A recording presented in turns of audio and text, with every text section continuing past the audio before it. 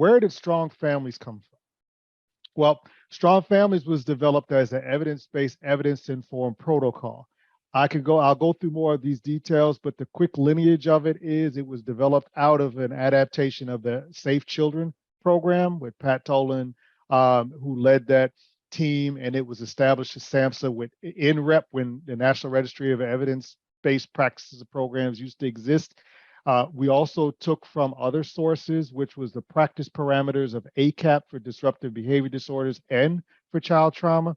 We're coming from a theoretical perspective of structural strategic with some implications that we do believe there should be dyadic therapeutic interactions that should be done within session as much as possible, though certainly you can work with individuals, but we're always thinking in a family systems perspective, and also strategic, meaning that we believe you don't have to take years to change, that you hit the right buttons and get the right interactions going, that people can change on a more rapid basis. And you'll probably see some elements of other things. I've been accused of being a cognitive behavioral therapist, and that's true. I do believe in cognitive behavioral affective contributions. I can also probably be accused of being a developmental psychologist because I certainly believe in attachment relationships.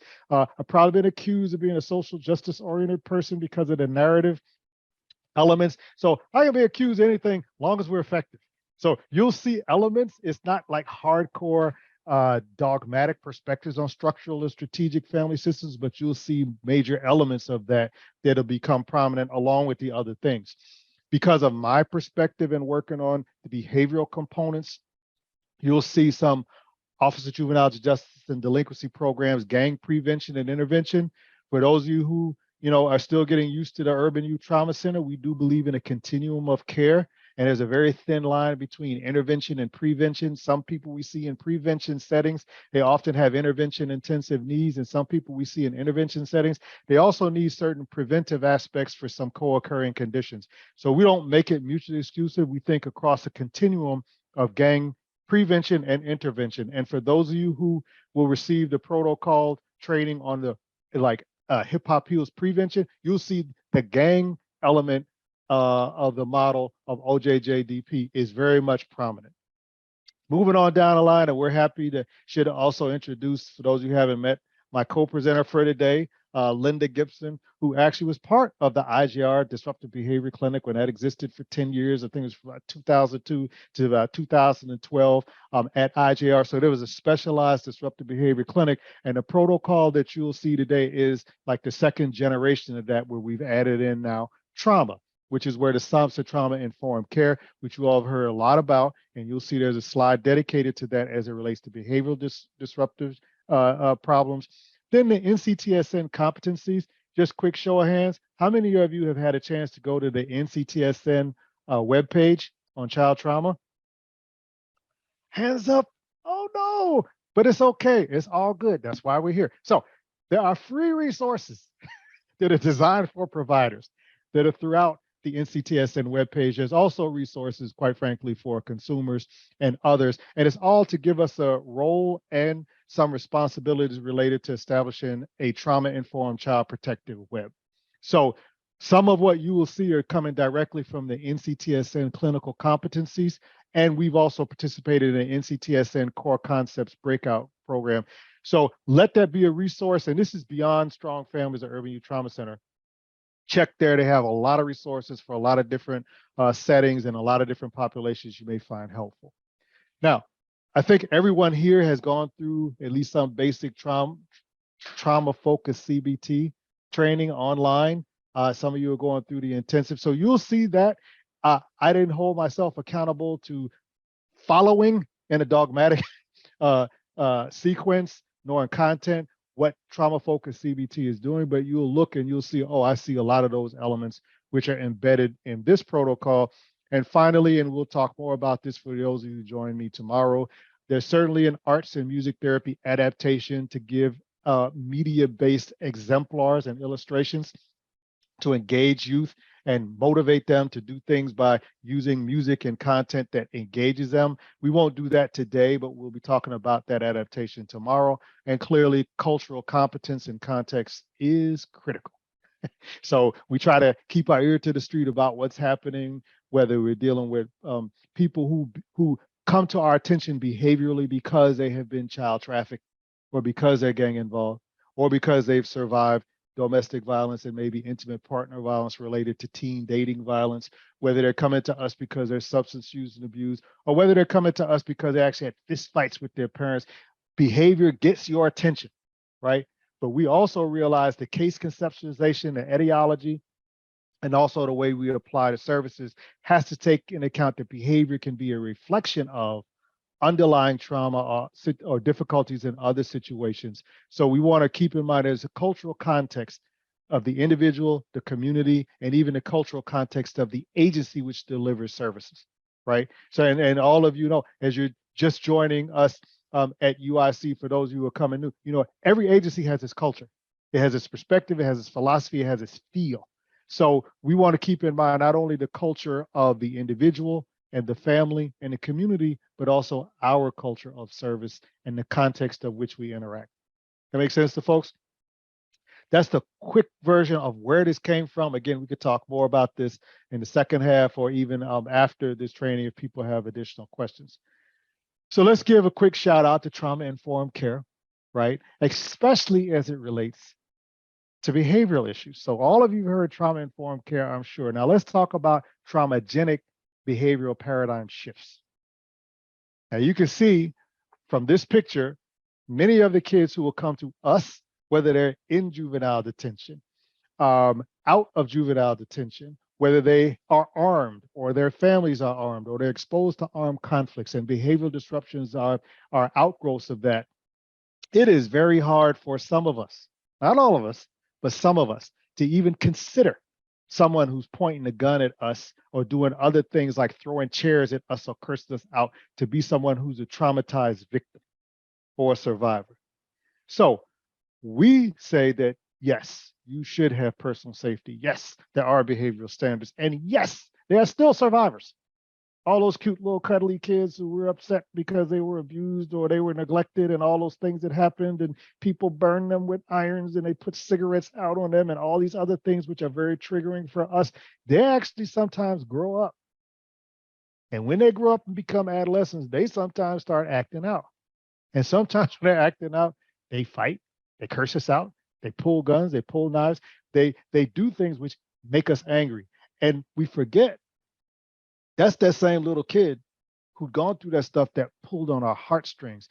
Now is expressed through behavioral problems. Plus, there may be a contextual demand that intensifies that when they are triggered, they react behaviorally. They react with weapons, they react with guns. And it pushes us as clinicians to do the hard work of saying, I have to go beyond the knee-jerk reaction and say, what's wrong with you? But actually, what happened to you? And even in our intakes throughout, we try to be strengths oriented all the way to the end by saying, and what's good about you? Now, just quick show of hands, how many of you have worked with folks who have at least one component of their clinical presentation has been externalizing behaviors? DBD, ODD, ADHD. Okay, so we got experienced folks, you know what I'm talking about. And when they're up in your face, yeah, it's hard to remember. We get triggered, right? Families get triggered. By the same token, I've also found some of these kids have immense talent, immense strengths, very charming. So they have capabilities, but the behavioral disruption sometimes takes over almost to the extent that we as the clinicians are not only the service providers, we're also the advocates. We're the people who push this paradigm. We're the people who say, yes, there's accountability, but while we're being accountable, let's not forget what this person has been through and also what talent they have and where we might be able to leverage that and engage them to be able to make those changes in their life so that talent will show instead of the behavioral disruptions taking over. Does that make sense to folks? So I have found it is part of the job to be an advocate for clients. It is part of the job to be an advocate for adolescents, and especially today. And I'll say this, keep it real with you all. I have 3 children, and I'm going to tell you there's some serious generational differences in how parents see what's acceptable, what's respectable, what's appropriate. How many of you have dealt with the caretakers being grandparents or kinship care.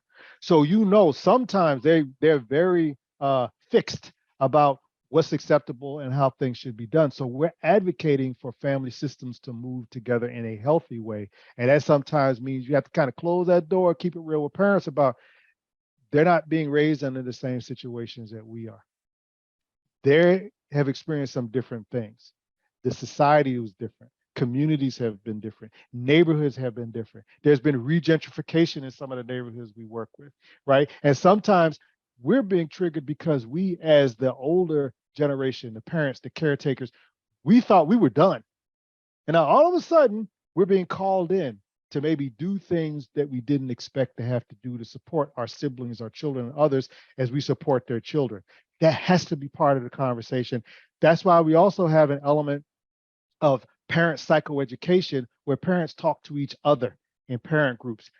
As much as we can set those up as primers to kind of help us get ready to be helpful, and also being honest that we should support. There are some additional challenges that our parents go through who are raising children today. And if I wanted to crack a joke about that, I say, even if you're the most experienced super duper psychologist, psychiatrist, social worker, parent, ain't none of us lived through COVID.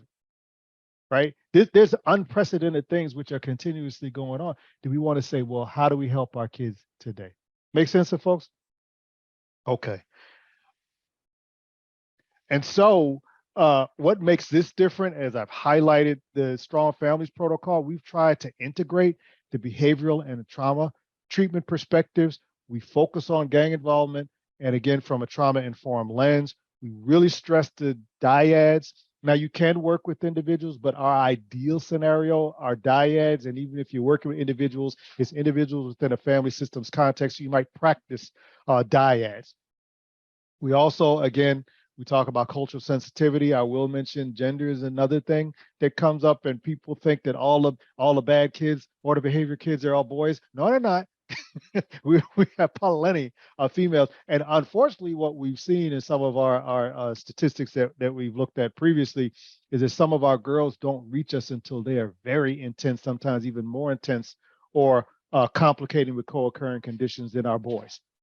Because there's lots of dynamics about what would a young woman have gang involvement with a young woman. Is she really a behavior problem, or something else going on? And so we want to keep in mind that also restorative justice, and I've talked about historical trauma and oppression, a lot of other things that we try to keep in mind as we're implementing this so we can keep it real.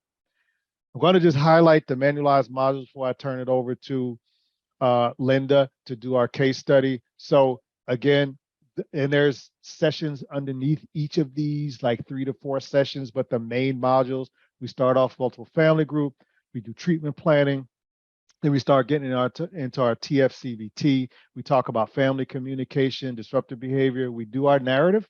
It's with a standard narrative that you all are probably used to have heard about before.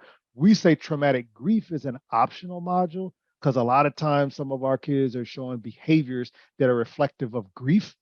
And grief, loss, and separation plays a big role in behavioral disruptions, but that's up to your clinical judgment. And then we have our wrap up and moving forward.